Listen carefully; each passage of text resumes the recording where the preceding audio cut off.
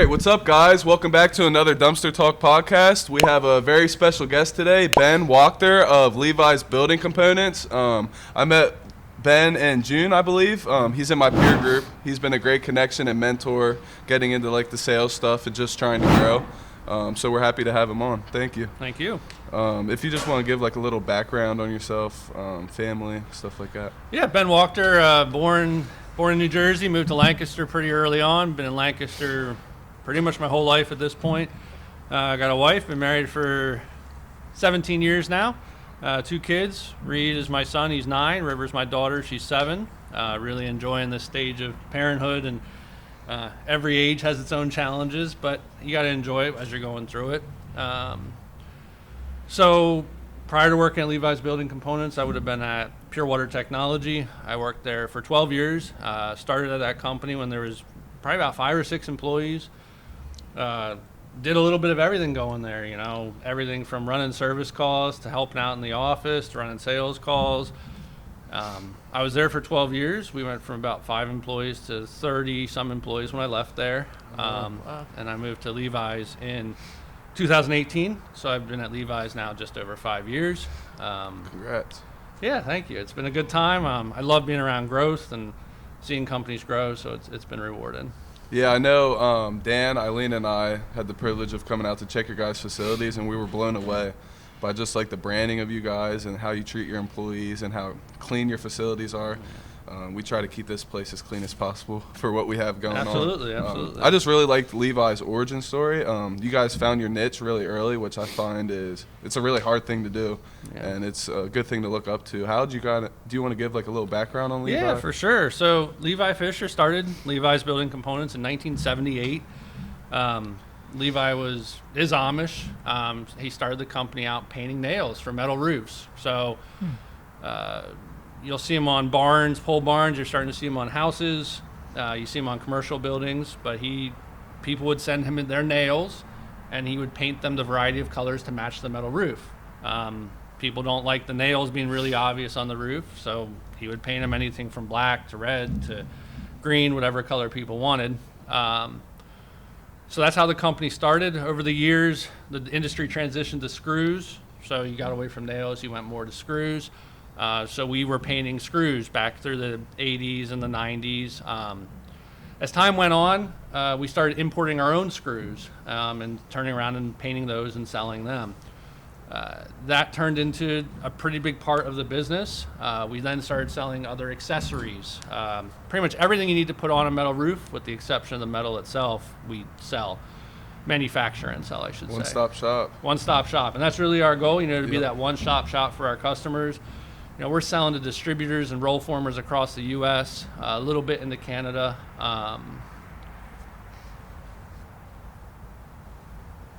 Just being that one-stop shop for everybody. As the industry, changed and grew, we sort of stepped away from coding other people's products. We were able to transition that part of the business to an employee, to where now we are really just painting everything we sell and then selling everything else that you need to put on a metal roof. It's been a great ride. Our growth trajectory has been really solid. We grow roughly 20% every year. We have a phenomenal customer base, and it's been a great experience there. That's crazy. I was very interested when you guys told, because like you would think just painting screws is like, sounds simple. Oh yeah. But like that, no one was really doing it in your industry. So being able to find that niche, and now it turned into what you guys are today, which is crazy. Yeah, and it's before starting at Levi's, I never would have guessed that people took the time to paint the heads of screws, and it is definitely a niche. And I think finding your niche in business is important. So many companies out there try and do everything. They try and be the fix-it for every single problem in their industry, and it can be really tough when you're trying to do that. And I think it's really important for a company and even an individual to find that niche, figure out what are they good at, what gives them drive, what gives them passion, and focus on that. And being one of the first companies to do it in your industry is like huge, because people can only try to replicate. And you guys, I know from when I visited, you even like have your own patents for snow guards. Yep.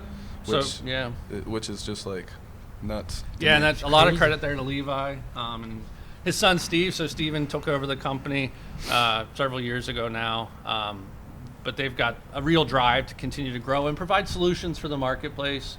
And snow guards is a great solution. You know, you got snow on a metal roof, it just wants to slide off, and that can cause damage to landscape, and it can hurt people, animals. So really that snow guard stops that, and they developed that together and patented that item. And you know, now we have a whole variety of different snow guards, but that is a good product for us.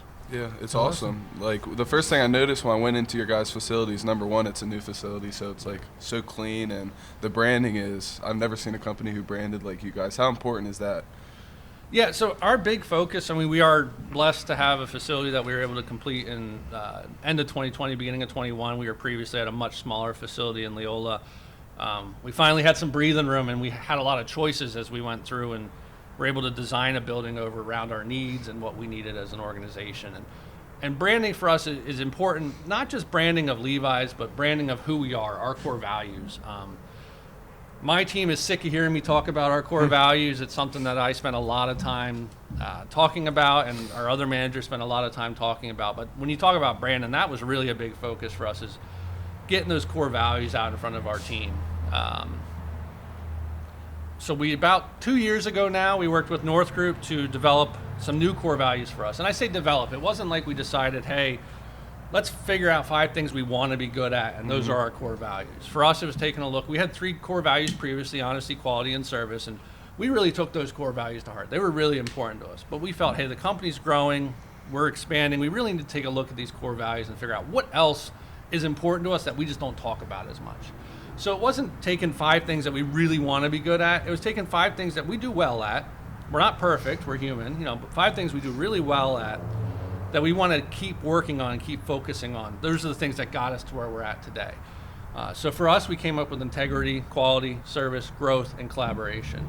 For us, we really felt adding growth and collaboration was so critical because we're growing that 20% year over year. The only way you're doing that is by growing and developing your people, growing and developing your teams, growing the company. So for us, that growth was so obvious to us that needed to be something in our core values. How important is it to kind of find those people? Like, I feel like here we get a lot of opportunity, but not every company's like that. We could tell right away with your company, it's kind of the same way, a lot of opportunity. How important is that to kind of teach the younger generation? Like, you might start at one thing here, like we started at torching, but that's not where you're going to end up. How important is that? I mean, from my perspective, I will beat the drum of growing and developing your team all day, every day. I think it's super critical. We've got employees that came from our shaker table operators, which is more of the entry-level position, something that you can learn right out of high school very easily. We've had employees that do that and do really well at that and have stayed their career there, which is awesome. We also have employees that have said, hey, that's not where I want to end up. I want to grow and develop and do a customer service position, or I want to run an admin position, or I want to do something more. And we want to empower them to do that as well. So to me, it's hyper critical to grow and develop your team into what they want to be. And sometimes it's a matter of helping them figure out, what do I want to do? Yeah. What do I want to be? Giving them those opportunities. And it's really important there I think it's important to speak encouragement into people and help them figure what it is they want to do with their life. But you can't tell them what that is. You got to help them figure it out on their own. For us, we spend a lot of time on goal setting. My team rolls their eyes probably when I say, hey, what are your monthly goals? But every month we're setting those monthly goals. And most of them start to figure out, hey, this does help me. This does help me develop. Some of them don't get it, and it's not as important. That's okay. Yeah. But how are you personally developed? How are you personally growing? Is so important. And I think you talk about showing the younger generation, I think was your word. It's important for all generations. Yep. I mean, so often people say the younger generation isn't motivated. We even had a conversation on that this morning. Yep. It's every generation has its own skills and abilities that they bring to the table. And it's a matter of figuring out, hey, how do we work with each of those different groups and get them to grow together? Yeah. What challenges do you face while trying to do that? I mean, you've got people at different levels of the motivation to grow and develop themselves, and you got to figure out where they're at and how do you work with them and how do you help them push themselves to the next level. I probably always see more in my team than they might even see in themselves. And sometimes you got to help people understand that. And I think you guys have done a great job with that, providing opportunities, and we try and do that as well. Provide opportunities for people to see what skills and abilities do I have that aren't in my core job duties, we'll Right. say. Some people see it and some people struggle to see it. And so that's a challenge. It takes time, effort, energy. Most of my time managing people is spent on this thing. It takes a serious cash investment and that time investment. You guys go to different events. It takes time to do that, and that takes time away from the business. It's an investment because we see those rewards for Right. employees and people growing and developing. But in the moment, it can be hard to make that investment. So that's definitely one of those challenges that I see. I think it's very important to have that person in your life to kind of see the potential in you. Like Dan and Michael, I would say definitely see the potential in us. That's why they give us all the opportunities. It's sad not everyone has that, but you kind of have to take the opportunity too.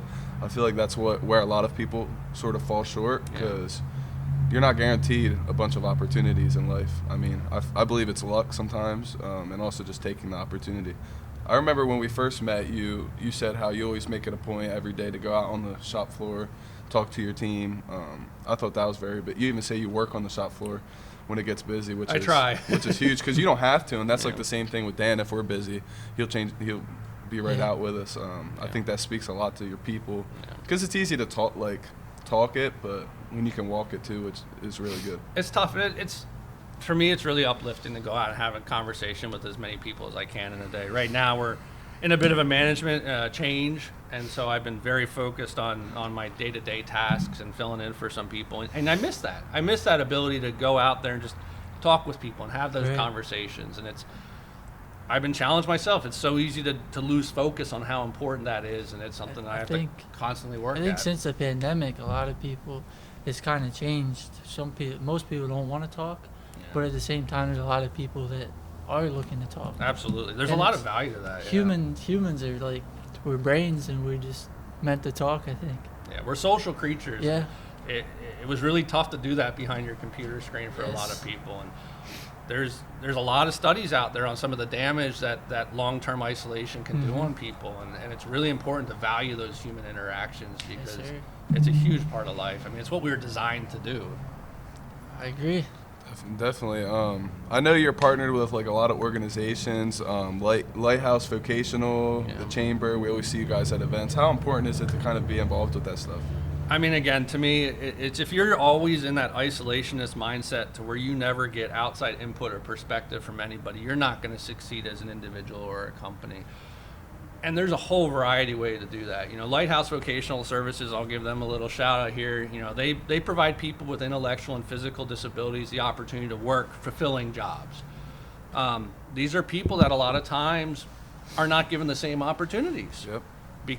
But we were able to partner with them and find opportunities for these individuals. And it's been a really rewarding experience for us. And I'm not going to sit here and say we do it just out of the goodness of our heart. It truly, they provide us a service, and we're able to pay them for that service, and it's a good relationship. It's something that a lot of people will just not even look at that as being a possibility. So for me, making those relationships is critical. And, you know, working with the Chamber, you know, I'm a big fan of the mentorship program the Chamber does, connecting us with high school juniors to help them figure out, it's called Discovering Paths. Yeah. Where can I go in life? What are my possibilities? I've gained a lot from that, and it's been really good for me to see that. You've been in that for 3 years now? This would be my third year. I know doing Dan that. just got into it as well. Hopefully we can do that one day. Yeah, I think I mean, looking back, it wasn't long ago, but I wish I had someone like that when I was a junior, kind of, to just give a different perspective. Because I feel like you don't get some of those perspectives until you're actually at your job, and sometimes that's too late for some people. Yeah, Do you for see a lot of kids younger that are lost? I mean, I'll speak for myself. When I was a junior in high school, I had really no idea what I was going to do. I had ideas. Yeah. I'm doing some of what I thought I would be doing, but not a lot of it. And a lot of these juniors, they just don't know. Some of them know. Some of them have a track they're on, whether it's a trade or college. They have a good track. The thing I really appreciate about that program specifically is it shows you there's other opportunities out there. Yeah. For me personally, when I was in high school, college was my only option. Trades were never even discussed as an option. Same. I was directed towards college, and that was it. And I went to college and actually dropped out. I wasn't getting fulfilled in that. I was in a program I wasn't super excited about, and then I started working with my hands, and I loved it. And then for me personally, I was exposed to the trades and had some opportunities with that and then I ended up going back to school and everything else. But this program is all about just showing the different opportunities out there, and I think that's so important. Yeah. And they're lost. I mean, I'm almost 40, I'll say it, and there's days I don't know where I'm going to be what I'm going to be doing in 10 or 20 years. But as a high school junior, you don't always know what's out there. Mm-hmm. And just showing them there's a world of opportunity out there. You just got to figure out what gives you passion. And I'm a big fan. You find that passion, you find that drive, you find what you're excited about, and as long as you figure out, hey, can I make money doing this? The money's going to follow. If you're excited and you're happy and you've got passion and drive, the money follows. And I think so often going through high school, you're focused on, okay, how much can I make in this career? To where it's not always just about that. Mm-hmm. Why do you think it is that? Like, because when I was in high school, I know college was like the only thing. Like, if you would even bring up a gap year to someone, they'd look at you like crazy, kind of. Why do you think it's like that? Because we're in like the epicenter for manufacturing. I mean, there's so many manufacturing companies just in Lancaster and York alone, but no school really talks about it. I'm not going to pretend to be a sociologist is going to figure all that out. But from me perspectively, for me, my parents felt like it was an opportunity, and they were not afforded as easily when they were growing up. So for them, it was important that, I head that direction and get an education, and I value an education. I think we've always been very focused on college being the only way to make money. And I think so much of it comes back to money, to where now you're seeing where your trades pay just as well, if not more than college. There's a lot of good opportunities doing manual labor. There's a lot of good opportunities doing data entry that were probably not as visible years and years ago. I think a lot of it boiled down to money. That's how you're going to be successful. You go to college, you're going to make more money. And again, nothing against college. There's absolutely, I don't want my doctor to not go to college. Yeah. That's important to me. Yeah. But it wasn't, you're just pushed towards that because that was really one of the only options you felt like you had. Yeah. I mean, I went to college twice and I dropped out of both of them. I went to Widener for a semester, and then I finished a year at Thaddeus, and then I got this opportunity. But since I've started here, I've learned so much more than I have ever through school. So, like, I think it's starting to change, but I think it needs to change that, like, you can learn on the job. Like, it depends on, like, the company you work for, the opportunities you take. Like, I'm going through Sandler, like you went through, the different events. We just learn a lot. That kind of 21-year-olds usually don't do that stuff. Yeah. So just getting those opportunities, there's other stuff out there other than school. And I think to that point, and I've only been in the workforce for 25 years at this point, and things have changed in the workforce to where 30 years ago, companies didn't always invest in their employees as much as companies now are. And part of it is being competitive as an employer. You got to be willing to grow and develop your teams. Part of it is it's just, in my opinion, the right thing to do. To where the same opportunities were not afforded our parents, our grandparents that are being afforded us at this point in time. And not every company does it, but as we're talking about, a lot do. To where being developed by going to events and being part of different things is a lot more accessible to us now, I feel, than it would have been 30 years ago. Yeah, for sure. I think social media and stuff definitely helped with that. It did, for sure. I mean, events have been huge. Just talking to people of all different walks of life, different ages, kind of makes you a little bit more vulnerable. If you would have asked me when I was a junior in high school that I'd be on a podcast or doing all these events every week, I'd be like, you're crazy. But it's helped me so much. Even my favorite part is, like, the stuff we're doing inside work helps me on my personal life as well. Just make stuff easier, talking to people. Absolutely. I was never scared of talking to people. I just never made it my intention to just be, like, as outspoken. But this place has really helped me a lot. And that's growth to me. Getting out of that comfort zone. We all have our safe space, and we all have what we're good at. And if we only ever stay there, we're not going to grow. We're just not growing. Success doesn't come from comfortable places. Yeah, exactly. That's perfect. That's exactly right. To where getting out there and having that. I am not a social person by nature.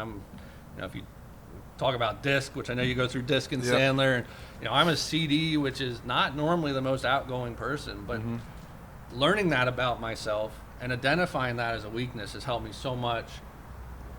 Not just for myself, but for other people, being able to help other people identify, hey, this is where I'm at, this is where I'm comfortable.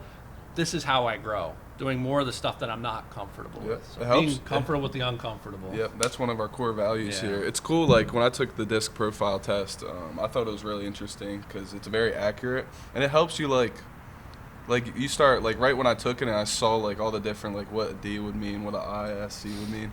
I just was thinking like the different people I work with, like you can kind of like put people, and it helps you work better with them, knowing like some people might all be all about the numbers and really straightforward, but some people might just be very outgoing.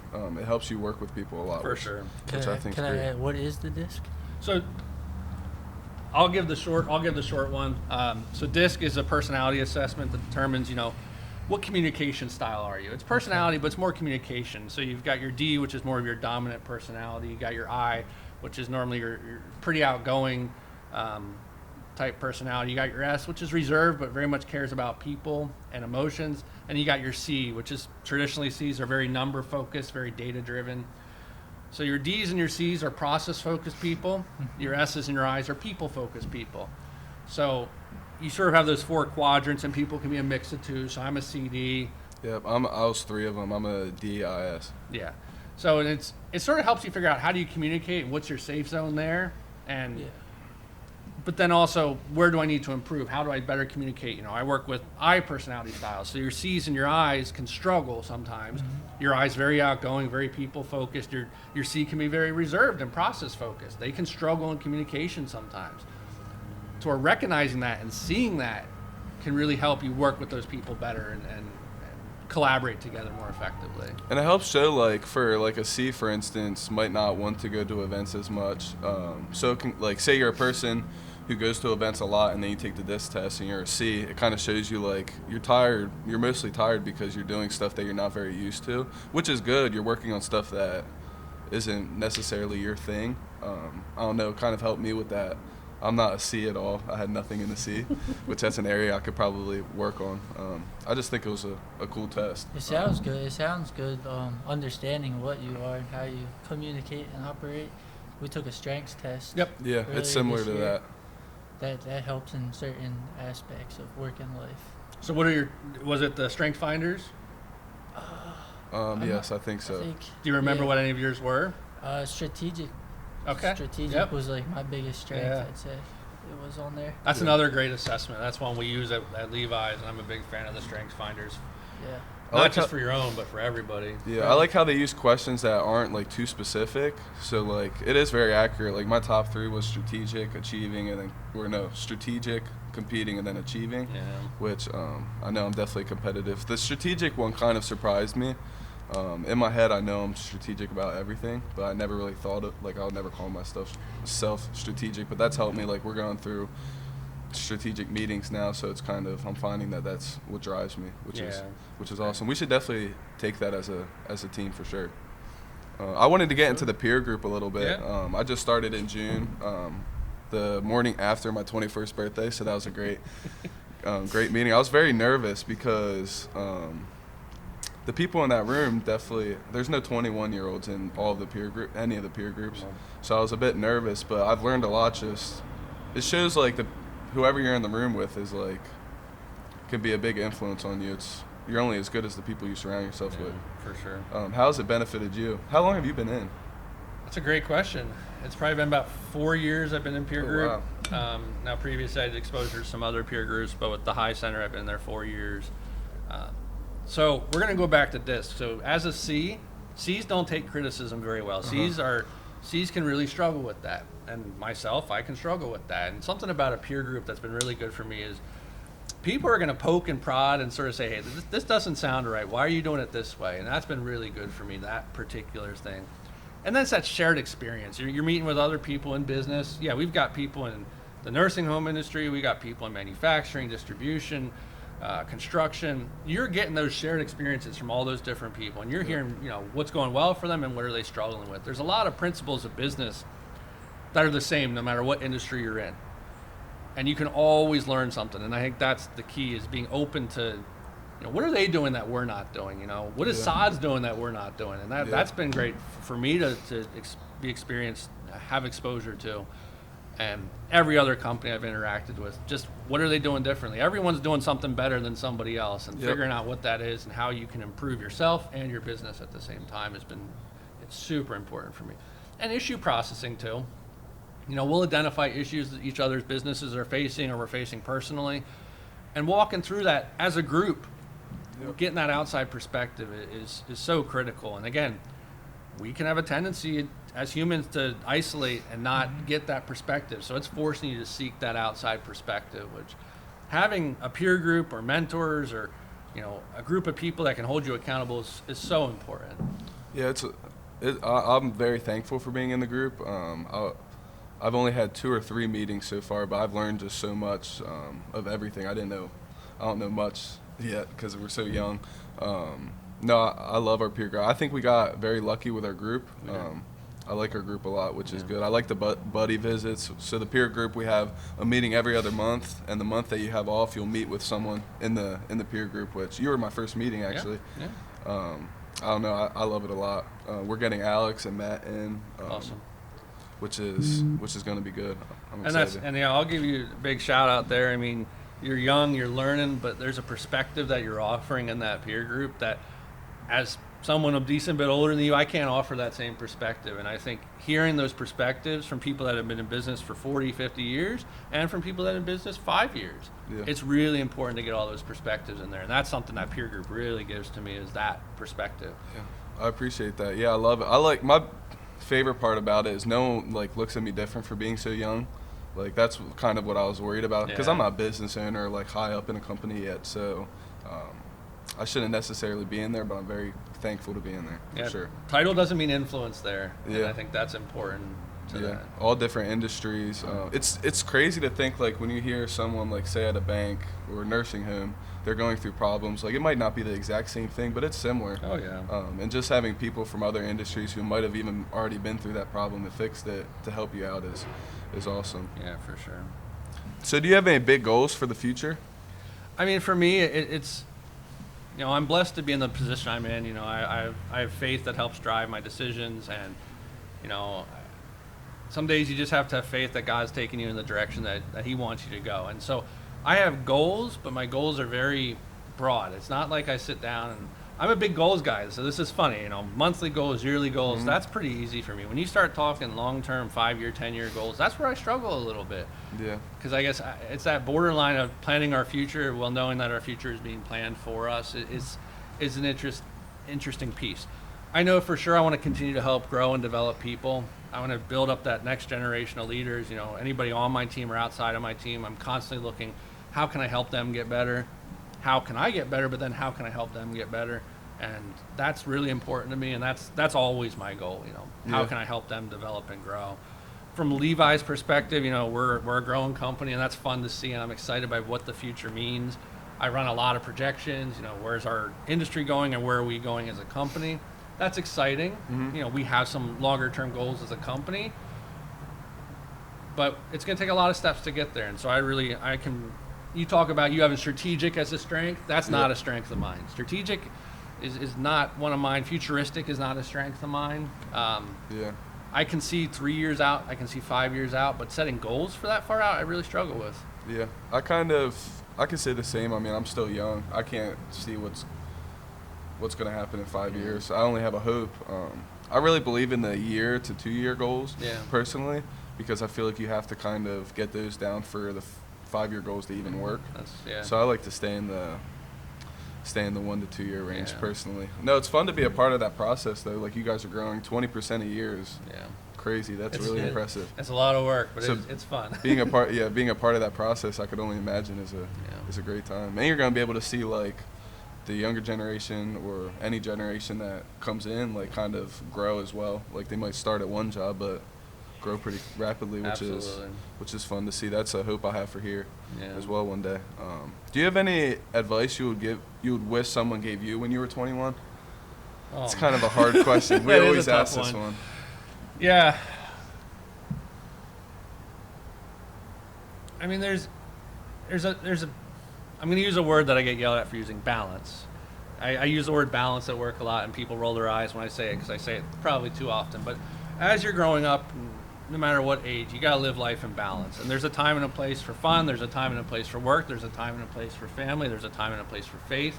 All those things have to work together. If you're giving any one of those things too much attention or not enough attention, it can be a real problem. Now, faith should shape everything you do, in my opinion. Mm-hmm. But you can get to the point where, if you're spending all your time on one of those areas, you're neglecting the other areas. So I think as a young person, it can be really easy to start working 16, 17, 18-hour days, 60, 70-hour weeks. And there's time periods where that's appropriate. Mm-hmm. But you get too far sucked into that. You lose sight on faith. You lose sight on family. Everything else. And everything else sort of falls to where having that balance is really important. I say that as someone who works too much now, probably. Mm-hmm. Sometimes my kids have to yell at me and remind me that I'm supposed to come home and do stuff with them. But it is really important to remember that piece. Yeah, and I'm sure you're great. I mean, you've been a role model to me since we've met in June. I'm sure your kids definitely look up to your work ethic. Not everyone gets to grow up with that, so that's a good thing. Not everyone has that. Yeah. So for them to be able to see that is a great thing. It's awesome. Well, thank you. I appreciate you coming on. Yeah. Thank you, man. Thanks for having me. It's Yes, fun. sir. Of course. We'll catch you guys on the next episode.